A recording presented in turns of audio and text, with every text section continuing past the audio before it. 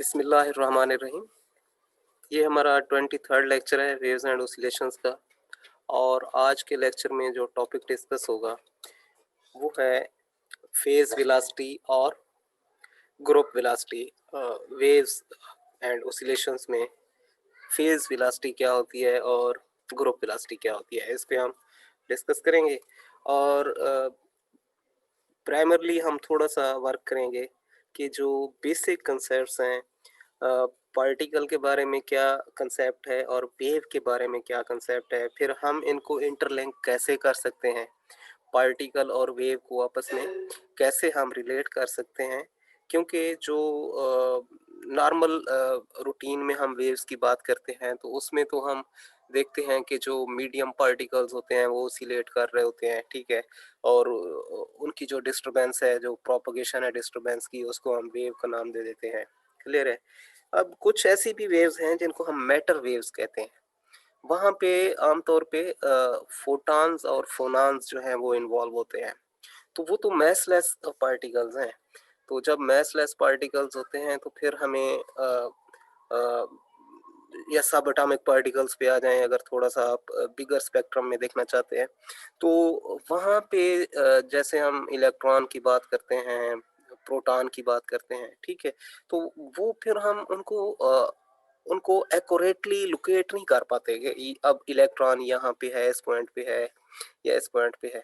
तो फिर क्या करते हैं, हम उनकी प्रोबेबिलिटी डेंसिटी पे जो है वो जाते हैं। हम देखते हैं कि कौन सी जो बाउंड्री है वहाँ मतलब कौन सा रीजन है, कौन सी बाउंड्री वैल्यूज हम यूज़ करें जहाँ पे प्रोबेबिलिटी डेंसिटी जो है इलेक्ट्रॉन की वो मैक्सिमम वैल्यू पोजेस कर रही होगी, तो हम वहाँ पे एज्यूम करते हैं कि ज़्यादा चांस जो है इलेक्ट्रॉन की एग्जिस्टेंस का उस पॉइंट पे होगा जहाँ पे प्रोबेबिलिटी डेंसिटी जो है वो अपनी ज़्यादा वैल्यू शो कर रही होगी। और जहाँ पे प्रोबेबिलिटी डेंसिटी की वैल्यू नॉन ज़ीरो होती है, तो इसका ये नहीं मतलब कि वहाँ इलेक्ट्रॉन नहीं हो सकता। इलेक्ट्रॉन सिर्फ कहाँ नहीं हो सकता, जहाँ पे प्रोबेबिलिटी डेंसिटी ज़ीरो होगी, ठीक है। अब एक जगह मैक्सिमम है, दूसरी जगह लेसर वैल्यू की प्रोबेबिलिटी डेंसिटी है, तो वो जो लेसर वैल्यूज की प्रोबेबिलिटी डेंसिटीज हैं वहाँ भी इलेक्ट्रॉन फाइंड किया जा सकता है। जैसे कभी कहते हैं ना 99% एक चीज़ का चांस है, हो सकता है वो 1% वाली जो है वो मतलब वो हो जाए, ठीक है। तो वो इसी तरह प्रोबेबिलिटी डेंसिटी जिधर कम वैल्यूज की होगी लेकिन नॉन जीरो होगी, तो वहाँ भी फाइंडिंग ऑफ द पार्टिकल जो है वो उसकी जो जो प्रोबेबिलिटी आप कह सकते हैं कि एक्सपेक्टेशन जो है वो की जा सकती है वहाँ भी, ठीक है। तो इस तरह यहाँ से आप एक कंसेप्ट ले लें कि किस तरह से हम पार्टिकल्स और वेव्स को जो है आपस में लिंक करते हैं। अब जो प्रोबेबिलिटी डेंसिटी होगी ना, जहाँ मैक्सिमम वैल्यू पोजेस कर रही होगी, वो वेव का एम्पलीट्यूड हो जाएगा मैक्सिमम वैल्यू, ठीक है ना। और जहाँ जहाँ वो नियर अबाउट रीजन्स, जिधर जिधर प्रोबेबिलिटी डेंसिटी कम होती चली जाएगी, वहाँ वहाँ भी हम वेव के एम्पलीट्यूड की टर्म में हम उसको शो करेंगे, लेकिन वो जो एम्पलीट्यूड होगा वो ग्रेजुअली कम होता चला जाएगा, ठीक है। इस तरह से हम आगे पिक्टोरियल उसकी रिप्रेजेंटेशन देखेंगे। तो अभी जो डिस्कशन थी इसका मतलब ये था कि पार्टिकल और वेव को इंटर रिलेट कैसे करते हैं और क्यों करते हैं।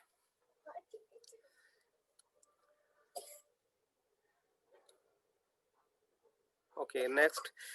जो जो पार्टिकल के बारे में एक एक हमारी अंडरस्टैंडिंग है, जो ट्रेडिशनल अंडरस्टैंडिंग या बेसिक हमारी जो एक थॉट है, वो क्या है कि पार्टिकल हमेशा एक अ, अ, जो है वो नॉन ज़ीरो मास रखने वाली कोई एक एंटिटी है। और वो क्या होती है, वो फ़र्ज़ करें ये हम यहाँ पे शो कर रहे हैं एक पार्टिकल, ये जैसे जैसे हम यहाँ पे ये येलोइश एक एक सफ़ेयर देख रहे हैं, तो इसको हम पार्टिकल एज्यूम कर सकते हैं। और जब हम इसको पार्टिकल एज्यूम करेंगे तो इसका मतलब ये होगा कि it is possessing some mass which is non zero. And it is also understood that particle will be localized. Localized का मतलब ये है कि थ्री डायमेंशनल स्पेस में हम हर वक्त इसकी पोजीशन लोकेट कर सकते हैं, हर वक़्त, कहीं ऐसा नहीं है कि इसकी पोज़ीशन जो है वो इमेजिनरी हो जाए, हम ऐसा नहीं कर सकते। पॉलिटिकल जब भी बात करेंगे तो वो लोकलाइज़्ड होगा, ठीक है? वो हर वक़्त हम उसको पॉइंट आउट कर सकते हैं कि ये इसकी पोज़ीशन है, ठीक है? जो मैसिव पार्टिकल होगा और इसकी जो पोज़ीशन है वो डिफाइंड रहेगी। ज़ाहिर है इसका मास है, वेलोसिटी भी अगर हम इसको दे देंगे तो मोमेंटम आ जाएगा, ठीक है ना? और अगर ये वेलोसिटी के साथ मूव कर रहा होगा तो ये 3 डायमेंशनल स्पेस से और कोई इसके लिए जगह नहीं है कि कहीं और चला जाए। सो ये कन्फाइंड होगा किधर 3 डायमेंशनल स्पेस में, ठीक है? तो ये बेसिक जो कांसेप्ट्स हैं पार्टिकल के बारे में, जब भी पार्टिकल की टर्म हम यूज़ करते हैं तो ये कांसेप्ट्स इसके साथ ऑटोमैटिकली लिंक हो जाते हैं कि लोकलाइज्ड होगा, पोजीशन डिफाइंड होगी, it will be having some momentum और ये 3 डायमेंशनल स्पेस में ही रहेगा। सो ये तो था हमारी जो बेसिक अंडरस्टैंडिंग है पार्टिकल के बारे में, उस पे एक ओवरव्यू। और इसके हट के जब हम वेव की बात करते हैं, कि अब ये देखें particle nature and wave nature, जैसे हम लाइट की बात करते हैं, ठीक है ना? तो ये एक टोटली दो डिफरेंट कंसेप्ट्स हैं। पार्टिकल नेचर एक अलग चीज़ है, वेव नेचर एक दूसरी चीज़ है, ठीक है?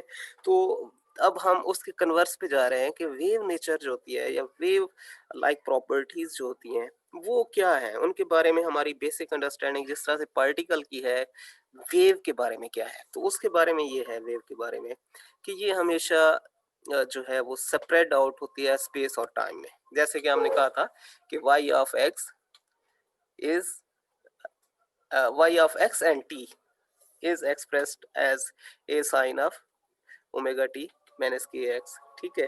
तो ये इसमें हम देखते हैं कि टाइम और एक्स एक्स जो डिस्प्लेसमेंट है वो बेसिक रोल प्ले करते हैं in defining the position of Y. Y क्या है? Y is displacement of medium particles from mean position. So ये हम इस बेस पे कह रहे हैं कि वेव जो होती है ये स्प्रेड आउट होती है मीन पोजीशन से, जो है वो स्प्रेड हो रही होती है। और ये कौन से पैरामीटर्स इस स्प्रेड को जो है वो गाइड कर रहे होते हैं, लीड कर रहे होते हैं? एक तो ये है कि डिस्प्लेसमेंट, वो एक्स अगर वन डायमेंशनल है तो एक्स की बात करेंगे, और अगर जैसे साउंड वेव है ये थ्री डायमेंशनल है, इसकी एक्सपेंशन होती है, स्प्रेड होता है, तो उधर फिर स्पेस की बात कर लेंगे हम, ठीक है? अगर स्ट्रिंग का केस है, कोई और वन डायमेंशनल केस है, तो वहाँ पे हम लीनियर केस लेंगे और वहाँ पे एक एक्सिस की बात करेंगे, ठीक है? और टाइम ये हम डिस्कस कर चुके हैं इस पे ब्रीफली कि कैसे वाई जो है वो फंक्शन ऑफ टाइम होता है, कैसे वो फंक्शन ऑफ एक्स होता है। जब हम पिक्टोरियल डायग्राम लेते हैं एक वेव की तो वो फंक्शन ऑफ एक्स हो रही होती है, वाई जो है उस वक्त, ठीक है? जब हम स्नैप ले लेते हैं, ठीक है? तो वाई उस वक्त स्टडी किया जा सकता है as a function of x. और जब हम टाइम को जो है वो क्या करते हैं,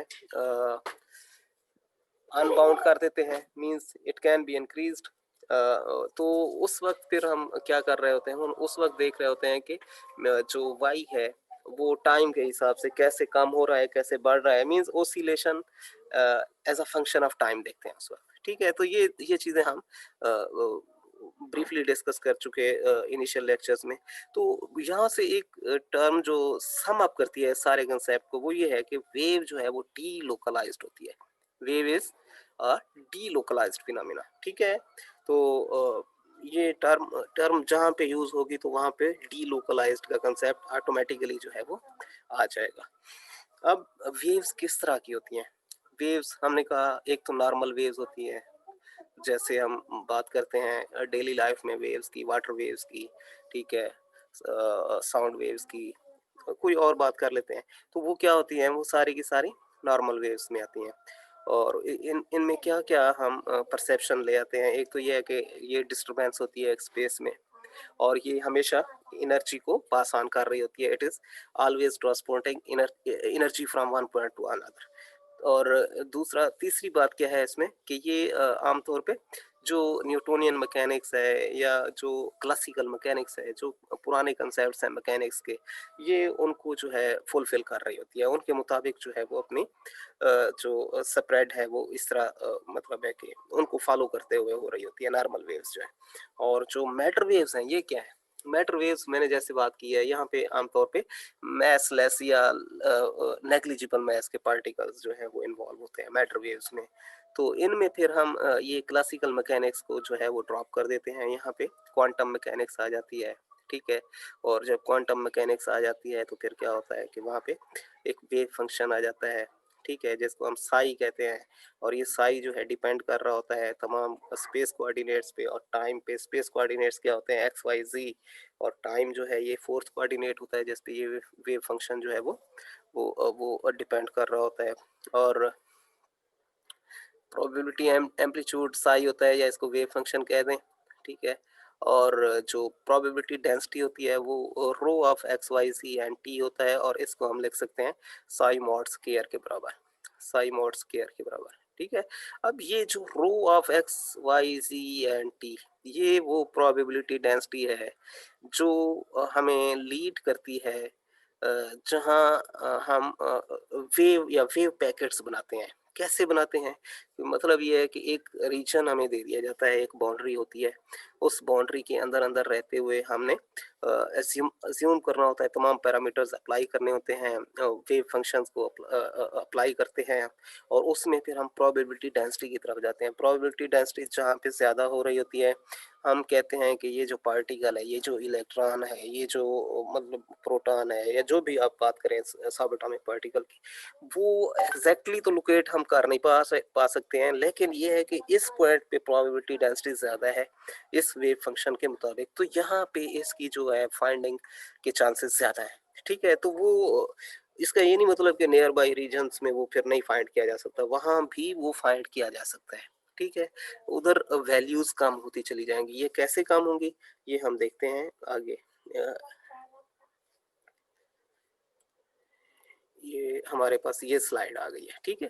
इधर हम देख सकते हैं कि ये अगर वेव जो है, ये जो डिस्प्लेसमेंट फ्रॉम मीन पोजीशन है, ये अगर प्रोबेबिलिटी डेंसिटी हम ड्रा कर रहे हैं, तो ये वो पॉइंट है जहाँ पे प्रोबेबिलिटी डेंसिटी मैक्सिमम है, ठीक है।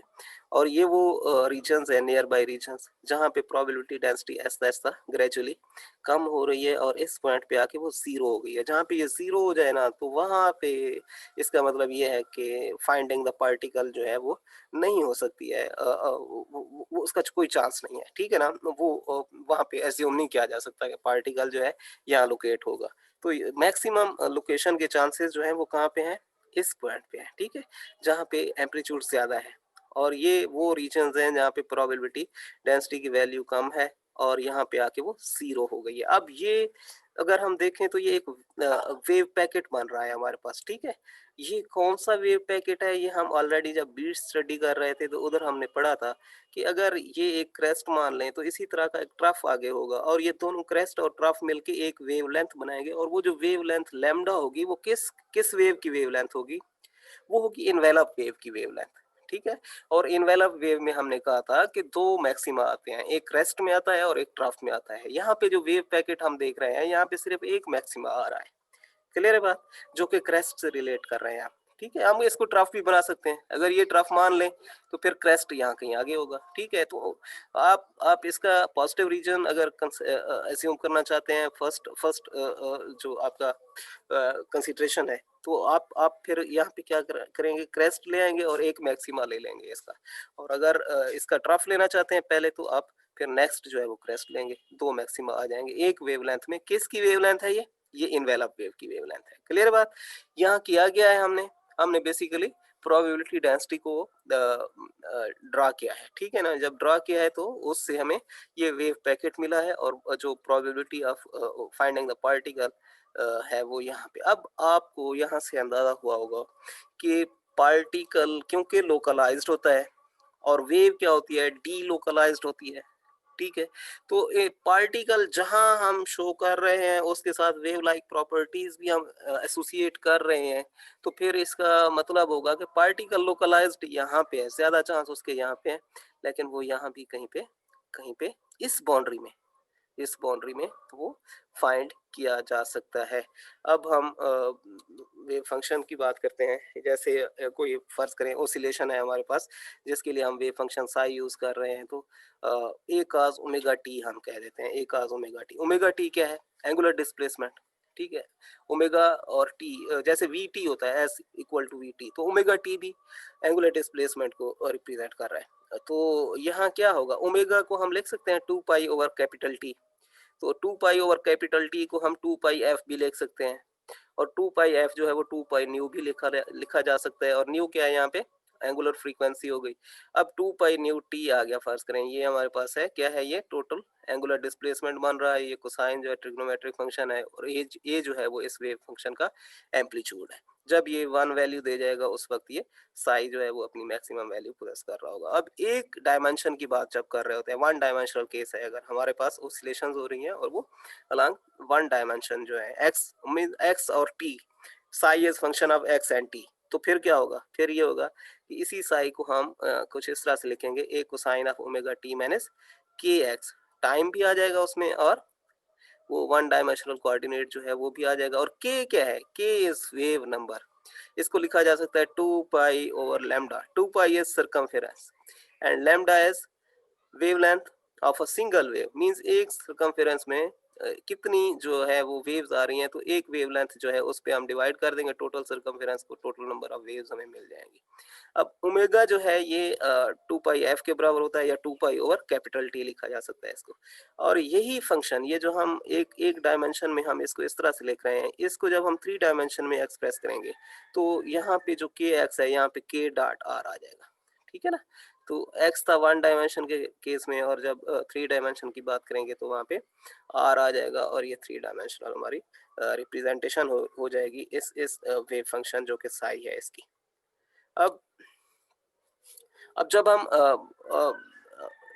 वेव और पार्टिकल को साइमल्टेनियसली जो है वो एक्सप्रेस करने जा रहे हैं, मींस इसका सिंपल वर्ड ये है कि आप एक पार्टिकल के साथ वेव नेचर जो है वो एसोसिएट करने जा रहे हैं, ठीक है। तो फिर क्या होना चाहिए, बेसिक रिक्वायरमेंट्स क्या होनी चाहिए, हम किन किन चीज़ों को फुलफिल करें उस वक्त, फिजिकली क्या क्या चीज़ें एग्जिस्ट करनी चाहिए। एक तो ये है कि वो जो वेव हम फंक्शन ले आ रहे हैं ना, वो तमाम जो वेव की डिस्क्रिप्शंस होती हैं, जो करेक्टरिस्टिक्स होते हैं वेव के, वो सारे के सारे फुलफिल करें, उन पे फिट आए पूरी तरह।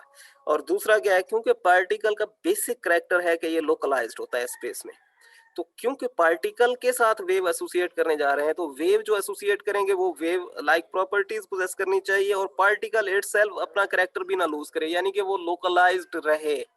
क्लियर है बात। तो ये दो चीजें जो हैं ये हमें हर सूरत देखनी होंगी, वेव लाइक प्रॉपर्टीज एसोसिएट करने जा रहे हैं पार्टिकल के साथ, और ये दो चीजें हमें हर वक्त मद्देनजर रखनी होंगी कि ये चीजें वायलेट ना हो। अब उसके बाद ये स्लाइड हम देख चुके, वेव पैकेट क्या होता है। यहाँ पे हम जब सुपरपोजिशन प्रिंसिपल अप्लाई करते हैं मुख्तलिफ वेव्स, जैसे हम दो दो इंडिविजुअल वेव्स ले रहे हैं, जैसे एक ग्रीन वेव है, दूसरी ये ब्लू वेव है, ये अगर इंडिविजुअल वेव्स हैं तो हम इस केस में देख रहे हैं दोनों जो वेव्स हैं ये इन फेज आ रही हैं। जब इन फेज आती हैं, सुपरपोजिशन प्रिंसिपल ये कहता है कि उन दोनों के जो एम्पलीट्यूड्स हैं वो ऐड अप हो जाते हैं। अब ये दोनों एम्पलीट्यूड जब ऐड अप होते हैं तो रिजल्टेंट वेव, ये जो रेड वेव आपको नजर आ रही है, ये रिजल्टेंट वेव है, इनकी सुपरपोजिशन के बाद जो कंस्ट्रक्टिव इंटरफेरेंस के नतीजे में हमें यहाँ मिल रही है। अब जब ये हमें एम्पलीट्यूड जो है इंक्रीज मिलेगा, तो हम यहाँ से अंडरस्टैंड कर जाएंगे कि जब एल्जेब्रिकली हमने इनके एम्पलीट्यूड्स को ऐड किया है तो उसके नतीजे में हमें जो रिजल्टेंट वेव मिली है उसका एम्पलीट्यूड जो है वो बढ़ चुका हुआ है।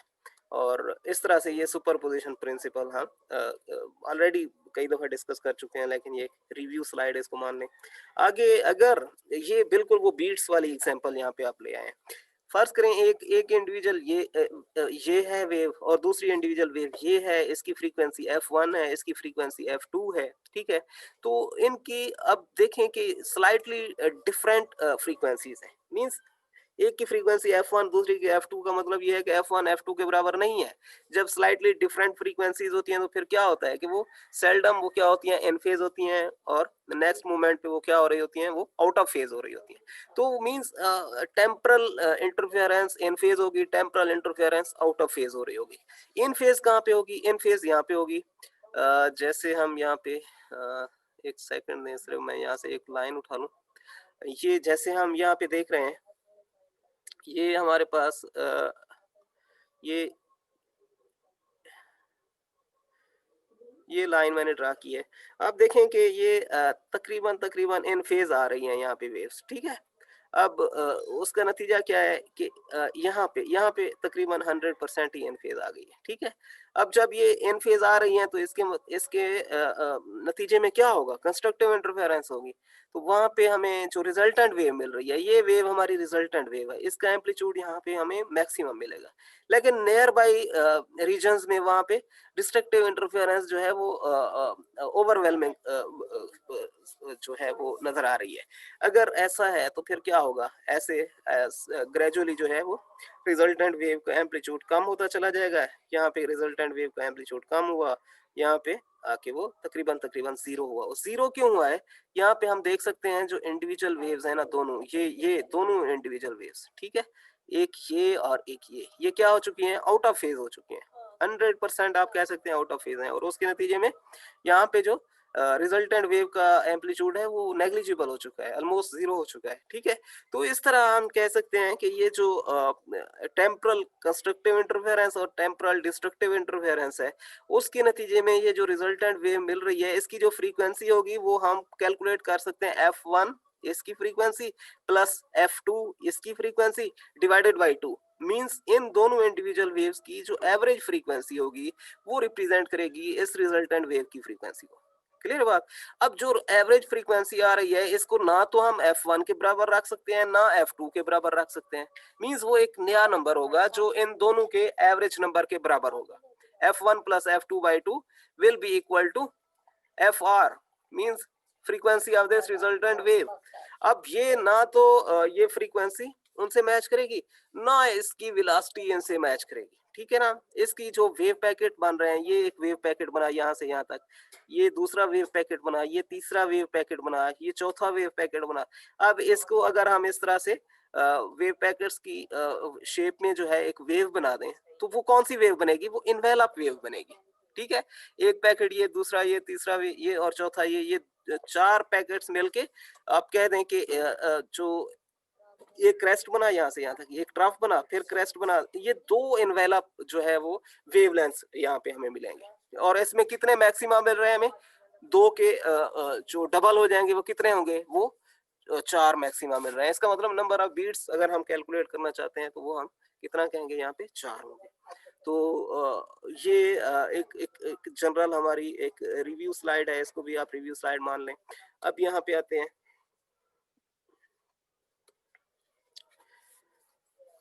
अब हम कह रहे हैं कि क्योंकि जो हमारी इंडिविजुअल वेव्स हमने प्रीवियस स्लाइड पे देखी है वो दोनों डिफरेंट फ्रीक्वेंसीज की थी, ठीक है? जब वो डिफरेंट फ्रीक्वेंसीज की थी या आप कह दें कि डिफरेंट वेवलेंथ्स की थी, तो फिर क्या होगा? सुपरपोजिशन के नतीजे में कहीं कंस्ट्रक्टिव कहीं डिस्ट्रक्टिव इंटरफेरेंस होगी और उसके नतीजे में हमें रिजल्टेंट जो वेव मिली है उसको हम कह देते हैं कि ये एक वेव पैकेट मिला है। अब वेव पैकेट जो है लोकलाइज्ड है। लोकलाइज्ड कैसे है? इसका एक सेंट्रल पॉइंट है यहाँ, जहाँ पे इसकी जो अगर आप प्रोबेबिलिटी डेंसिटी की टर्म्स में इसको देखें तो पार्टिकल की जो लोकेशन है वो यहाँ कहीं हम कहेंगे कि उसकी मैक्सिमम जो प्रोबेबिलिटी डेंसिटी है वो यहाँ पे है। तो अ, इसके नियर बाई एरियाज यहाँ पे राइट वर्ड और लेफ्ट वर्ड, यहाँ भी जो एम्पलीट्यूड्स हैं वो नॉन जीरो है। वहाँ भी एम्पलीट्यूड्स नॉन जीरो है। इसका मतलब प्रोबेबिलिटी डेंसिटी वहाँ भी जो है वो शो कर रही है कि पार्टिकल लोकेट किया जा सकता है, लेकिन विद इन दीज लिमिट्स जहाँ पे एम्पलीट्यूड्स नॉन जीरो है। उससे ऑनवर्ड जो नेबरहुड से आउट जा रहा है वो एरिया, ये नेबरहुड से निकल गया है। फर्ज करें इसकी इसकी ये सेंटर पॉइंट है तो इसका नेबरहुड यहाँ तक कहेंगे जहाँ तक इसकी प्रोबेबिलिटी डेंसिटी जो है वो क्या है? नॉन जीरो है। और जैसे ही हम जीरो प्रोबेबिलिटी डेंसिटी में जाएंगे तो इसको कहेंगे ये इसके नेबरहुड से हम निकल गए हैं, ठीक है? तो ये लोकलाइज्ड, ये लोकेलिटी है ये सारी, और ये सेंट्रल पॉइंट है उसका। क्लियर है बात? इस वेव पैकेट में पार्टिकल कहाँ फाइंड किया जा सकता है? ये सारे वेव पैकेट में पार्टिकल हो सकता है, लेकिन ज्यादातर यहाँ पे जो है वो हम अज्यूम करेंगे क्योंकि यहाँ पे प्रोबेबिलिटी डेंसिटी जो है वो मैक्सिमम है। और इस तरह हम कहते हैं, a wave packet is a group of waves with slightly different wavelengths interfering with one another in a way that the amplitude of the group envelope is non-zero only in the neighborhood of the particle। अब ये particle यहाँ हुआ, इसका neighbourhood जो है वो ये हुआ और वहाँ पे एम्पलीट्यूड जो है वो नॉन ज़ीरो है, वो सिर्फ़ वहीं तक है जहाँ तक नेबरहुड होगा पार्टिकल का। नॉन ज़ीरो एम्पलीट्यूड कहाँ तक होगा? जहाँ तक पार्टिकल का नेबरहुड हम मार्क कर सकते हैं, ठीक है? अब इससे अगली बात क्या है? इससे अगली बात ये है कि अब वेव पैकेट इज़ लोकलाइज़्ड और वेव पैकेट क्यों लोकलाइज्ड है? इसका एक सेंट्रल पॉइंट है। इसी के अराउंड अबाउट जो है नेबरहुड तक वेव पैकेट जो है वो एक्सप्रेस किया जा सकता है और इससे ऑनवर्ड हम वेव पैकेट को नहीं ले जा सकते हैं। क्लियर बात? इस बेस पे हम कहेंगे ये लोकलाइज्ड है और ये वही वाला सेंस जो है वो यहाँ पे प्रिवेल हो रहा है जैसे एक पार्टिकल का सेंस होता है कि पार्टिकल जो है वो क्या होता है? लोकलाइज्ड होता है। अब हमने क्या किया? एक पार्टिकल के साथ वेव भी एसोसिएट कर दी और वो जो वेव पैकेट बना, ठीक है, नतीजे में उसको हमने कहा कि ये लोकलाइज्ड है, ठीक है, और इस तरह हम पार्टिकल के कैरेक्टर्स भी नहीं लूज होने दे रहे हैं और वेव के भी। अब जो वेव पैकेट है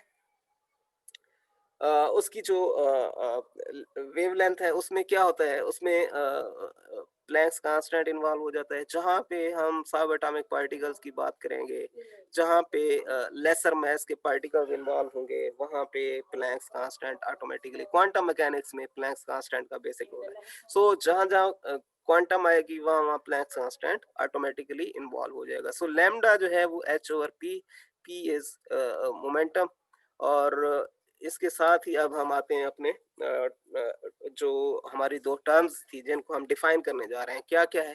फेज़ वेलोसिटी क्या है और ग्रुप वेलोसिटी क्या है? अब ये जो वेव है ना हमारे पास, कौन-सी वेव जिसको हम कह रहे हैं वेव पैकेट है। आपने यहाँ से इसको फ़र्ज़ करें यहाँ से यहाँ तक कहते हैं कि एक वेवलेंथ है यहाँ से यहाँ तक, एक वेवलेंथ है, फ़र्ज़ कर लेते हैं, ठीक है ना? अगरचे क्रेस्ट और ट्रफ वेव में बराबर होते हैं, यहाँ पे क्रेस्ट और ट्रफ वेव में बराबर नहीं आ रहे हैं, लेकिन लेट हम कहते हैं कि यहाँ से यहाँ तक जो है यहाँ से यहाँ तक ये एक क्रेस्ट है, फ़र्ज़ कर लेते हैं ये एक क्रेस्ट है। अब जब ये एक क्रेस्ट है तो आप क्या करेंगे? आप इसका ये फ़ेज़ बना लेंगे। एक क्रेस्ट में कितना एक फ़ेज़ आएगा? पाई रेडियंस, क्योंकि एक पूरी वेव में 2 पाई रेडियंस होते हैं। तो एक एक क्रेस्ट में एक पाई रेडियंस आएँगे। आपने इसको मार्क कर देना है कि ये हमारा फ़ेज़ है। कितना है? पाई रेडियंस का। अब इसके सेंट्रल पॉइंट पे या किसी भी एक पॉइंट पे, ठीक है ना? आपने एक मार्क छोड़ देना है और फिर वेव जैसे-जैसे पास ऑन हो रही है, उस मार्क को आपने देखते रहना है कि वो मार्क क्या कर रहा है, ठीक है? वो किस तरह से जो है वो अपनी पोज़ीशन जो है वो क्या कर रहा है, शिफ्ट कर रहा है या वहीं पे स्टेशनरी है, ठीक है? तो इस बेस पे आपने देखना है इसकी वेलोसिटी वेलोसिटी। अब फेज़ मीन्स ये जो यही चीज़, ये जो आपका क्रेस्ट है, ये अगर with the passage of time एक स्पीड के साथ यहाँ निकलता चला जा रहा है ऑनवर्ड, ठीक है? तो इसकी एक वेलोसिटी होगी। वो जो वेलोसिटी होगी ना उसको कह देंगे ये इस फेज़ की वेलोसिटी है। इस फेज़ की वेलोसिटी है। गिवन फेज़ वो सिलेक्टेड रीजन जो होगा उसकी वो वेलोसिटी कहलाएगा और इसको कहेंगे ये फेज़ वेलोसिटी है। On the other hand group velocity क्या होगी? ग्रुप वेलोसिटी में हमने देखना है कि सारी जो वेव्स आ रही है ना हमारे पास, ये जितनी वेव्स आ रही हैं, ठीक है? ये ऐसे ही एक ही शेप लेके आगे किस स्पीड के साथ जा रही हैं, ठीक है? ये सारे का सारा वेव पैकेट आप कह दें किस स्पीड के साथ ऑनवर्ड मूव किया जा रहा है, ठीक है? तो वो जो वेलोसिटी होगी आप कह दें कि यहाँ पे एक एक मार्क छोड़ देते हैं, ठीक है? और देखते हैं कि ये सारा पैकेट जो है ये किस स्पीड के साथ ऑनवर्ड मूव करता है। तो जिस स्पीड के साथ ये ऑनवर्ड मूव करेगा उसको कह देंगे ये क्या है? ग्रुप वेलोसिटी है, ठीक है? तो यहाँ से आपने कहना है कि the velocities of the individual waves which superposed to produce the wave packet representing the particle are different. The wave packet as a whole has a different velocity from the waves that comprise it. हमने कहा था कि individual waves की frequency मुख्तलिफ है, तो resultant wave की frequency उनसे अल्टीमेटली मुख्तलिफ हो रही थी क्योंकि वो एवरेज फ्रीक्वेंसी थी f1 प्लस f2/2 हो रही थी रिजल्टेंट वेव की जो फ्रीक्वेंसी जिसको हम वेव पैकेट मान रहे थे। अब अगर उसकी फ्रीक्वेंसी नहीं मैच कर रही तो इसका मतलब उसके कैरेक्टर्स उनसे डिफरेंट हैं जो इंडिविजुअल वेव्स हैं, तो फिर क्या होगा? फिर ये होगा कि उसकी वेलोसिटी भी मुख्तलिफ होगी, वो इंडिविजुअल वेव्स के बराबर नहीं होगी। इसी तरह आप फेज वेलोसिटी को जब आप डिफाइन करेंगे तो क्या होगा? The rate at which the phase of the wave propagates in space, वो हमने कहा कि एक फेज मार्क कर दें, पाई रेडियंस को मार्क कर दें, उसकी जो प्रोपगेशन है उसको स्टडी करें, वो फेज वेलोसिटी को रिप्रेजेंट करेगी। और जो ग्रुप वेलोसिटी है ये क्या है? The rate at which the envelope of the wave packet propagates. अब इनवेलप क्या होता है, दो वेव पैकेट्स मिलेंगे तो एक इनवेलप बनेगा। अब जो इनवेलप की स्पीड होगी वही वेव पैकेट की स्पीड होगी। आपको आप पे डिपेंड करता है कि आप एक वेव पैकेट की स्पीड कैलकुलेट करें या एक इनवेलप की स्पीड कैलकुलेट करें। वो क्या रिप्रेजेंट करेगी, वो ग्रुप वेलोसिटी को रिप्रेजेंट करेगी। फेज वेलोसिटी जो मैथमेटिकली है, मैथमेटिकली उसको हम लिखते हैं v p is equal to omega over k. Omega क्या है, omega is angular frequency and k is wave vector. इनकी रेशो जो है वो फेज वेलोसिटी जो है वो रिप्रेजेंट करती है। और जब ग्रुप वेलोसिटी की बात करते हैं तो वो क्या होती है, ग्रुप वेलोसिटी इज बेसिकली वही चीज है, ओमेगा और के में ही जो है वो क्या कर रहे हैं, हम रेशो निकाल रहे हैं। लेकिन यहाँ पे क्योंकि समेशन आ रही है, पूरी वेव्स का एक जो है वो अकोमोलेटेड हम टर्म यूज कर रहे हैं, ग्रुप की बात कर रहे हैं, ग्रुप ऑफ वेव्स की बात कर रहे हैं, तो वहां फिर हम क्या करते हैं, वहां हम डेरिवेटिव को इन्वॉल्व कर लेते हैं, पार्शियल डेरिवेटिव को। तो हम कहते हैं कि जितनी चेंज आएगी ओमेगा में, ठीक है, पर unit change in wave vector के, वो जो रेशो होगी वो ग्रुप वेलोसिटी को रिप्रेजेंट करेगी। Vg will become equal to partial omega over partial k. तो ये मैथमेटिकल एक टर्मिनोलॉजी है जो ग्रुप वेलोसिटी के लिए हम यूज करते हैं, पार्शियल डेरिवेटिव। और आगे एक स्लाइड है जिसमें हम pictorial representation of both the velocities, कौन कौन सी, फेज वेलोसिटी और ग्रुप वेलोसिटी। अब आपने देखा ये जो हमारे पास एक एक पैकेट की मूवमेंट हो रही है, इसमें हम देख सकते हैं कि यहाँ फेज वेलोसिटी जो है ग्रुप वेलोसिटी के बराबर हमने अज्यूम की हुई है। ये जो ग्रुप वेलोसिटी के लिए हम वर्ड्स यूज कर रहे हैं वो बिल्कुल ब्लू कलर में है, और जो फेज वेलोसिटी के लिए वर्ड्स यूज कर रहे हैं वो रेड कलर में है। तो रेड कलर जो है, यहाँ भी आपको पॉइंट जो मिलेगा वो रेड कलर का मिलेगा, फेज वेलोसिटी को जो रिप्रेजेंट कर रहा होगा, और ग्रुप वेलोसिटी को जो रिप्रेजेंट कर रहा होगा पॉइंट, वो ब्लू कलर में मिलेगा इधर वेव मोशन में।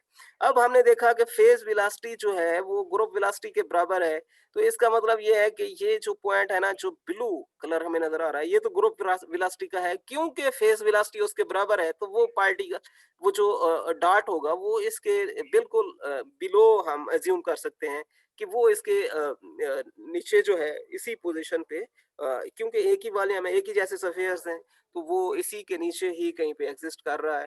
तो इसका मतलब ये है कि ये जिस स्पीड के साथ ये पैकेट मूव किए जा रहा है आगे, यही स्पीड है फेज की मोशन की भी, और यही स्पीड है ग्रुप की मोशन की भी, ठीक है, ये बराबर है, ठीक है। तो एक ही पॉइंट पे लोकेटेड है, फेज वेलोसिटी का पॉइंट भी और ग्रुप वेलोसिटी का पॉइंट भी, जिसकी जिसकी जिसकी मूवमेंट को हम स्टडी करके ये दोनों वेलोसिटीज कैलकुलेट करते हैं।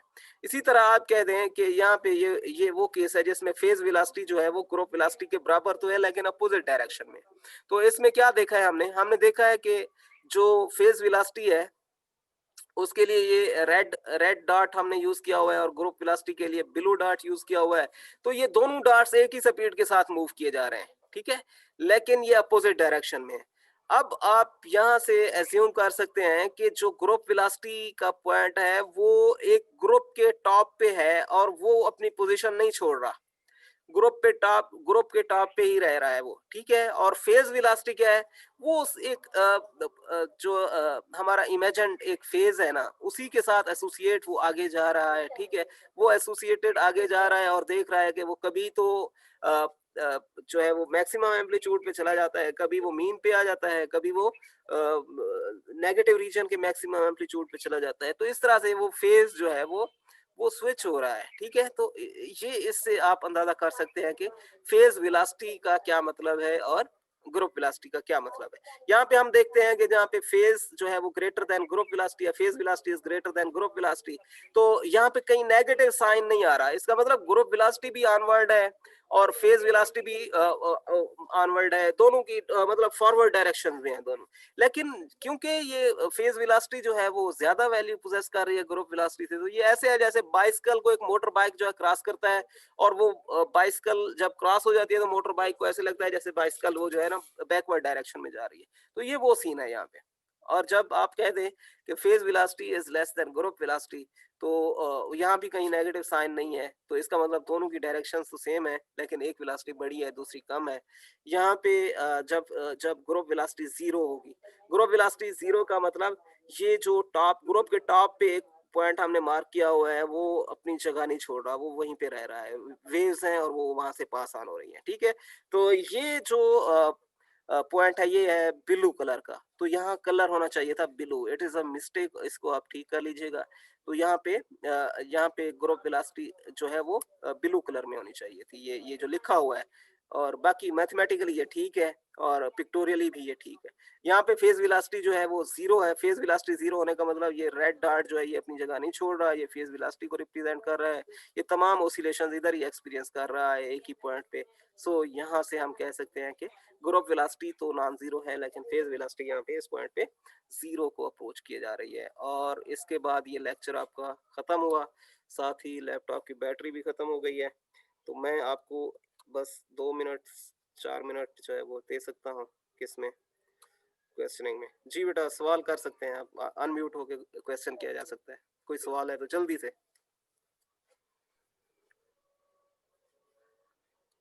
कोई सवाल है अभी? Any question?